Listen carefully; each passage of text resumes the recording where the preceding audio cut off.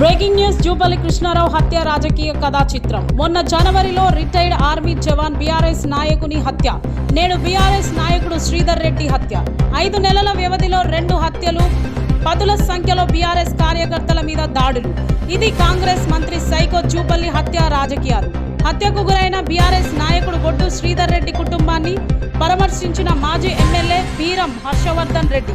తన అనుచరుడు బొడ్డు శ్రీధర్ రెడ్డి భౌతికాయాన్ని చూసి కంటతడి పెట్టిన బీరం హర్షవర్ధన్ రెడ్డి ఏ కారణం చేత పాల్పడ్డా అన్ని కూడా వెలుగులోకి రావాలి. ఇందులో భూ పంచాయతీ అని అది ఇదని చెప్పి దీన్ని కొంత డైవర్ట్ చేసే ప్రయత్నం కూడా చేస్తా ఉన్నారు. ఇది మంచిది కాదు. నేను కాల్ డేటా రికార్డ్స్ బయట పెట్టాలని డిమాండ్ చేస్తా ఉన్నా. అదేవిధంగా ఇక్కడ ఏం జరిగింది అనే విషయంలో డీజీపీ గారు, ఈ జిల్లా ఎస్పీ గారు కూడా అవసరమైతే ప్రత్యక్షంగా విచారణ జరిపించి మరి వాస్తవాలు చెప్పాలి, ప్రజలకు తెలియజెప్పాలని చెప్పి కూడా డిమాండ్ చేస్తూ ఆ కుటుంబానికి సంపూర్ణంగా మేము అండగా ఉంటాం. న్యాయం జరిగే వరకు వారితో ఉంటాం. ఆ కుటుంబంలో ఉండే చిన్నపిల్లలు కూడా ఇద్దరున్నారు, వారికి కూడా అండగా నిలబడతాం. అమ్మాయి కూడా మరి మల్లేష్ గారి శ్రీమతి అమ్మాయి కూడా బాగా చదువుకున్న అమ్మాయి, ఎంఎస్డబ్ల్యూ చదివింది.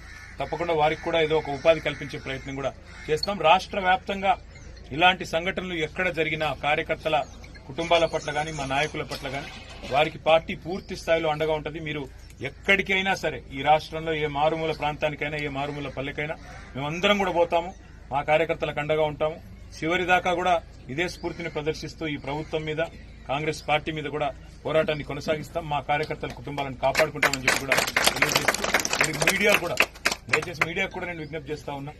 మీడియాకు కూడా ఏ ఎజెండా లేకుండా, ఏ పక్షపాతం లేకుండా అన్ని విషయాలు కూడా ప్రజలకు చెప్పండి, జరిగిన వాస్తవాలు చెప్పండి. ఇట్లాంటి హత్యా రాజకీయాలను దయచేసి అందరం కూడా ఖండించాలి. ప్రజాస్వామ్యంలో ఈ సంస్కృతి మంచిది కాదు. కాబట్టి దీన్ని ఖండిస్తూ తప్పకుండా మీడియా కూడా తన వంతు పాత్ర పోషించాలని, ఇలాంటివి మళ్ళీ ఎక్కడా జరగకుండా ఇతరులను కూడా అప్రమత్తం చేసే విధంగా, ఇట్లాంటివి జరిగితే ప్రజలు తిరగబడతారు, ఊరుకోరు అనే విధంగా.